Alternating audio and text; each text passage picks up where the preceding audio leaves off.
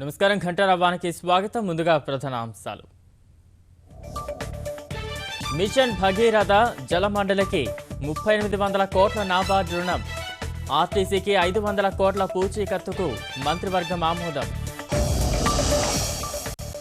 రాష్ట్రానికి అనుగుణంగా ఉన్నత విద్యా చట్టం సవరణ.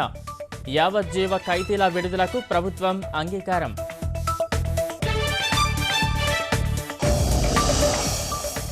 ఖమ్మంలో 67, అచ్చంపేటలో 70% దాటిన పోలింగ్.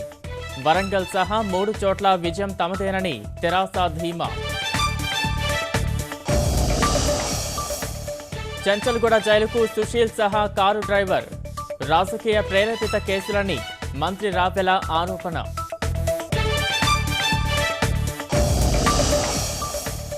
ఢిల్లీ, గుజరాత్లో ఉగ్రవాదులు ప్రవేశించారనే కలకలం. ఐబీ హెచ్చరికలు. దేశవ్యాప్తంగా అప్రమత్తం.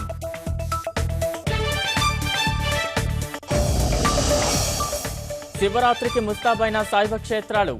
భక్తులకు ఇక్కట్లు కలగకుండా భారీ ఏర్పాట్లు.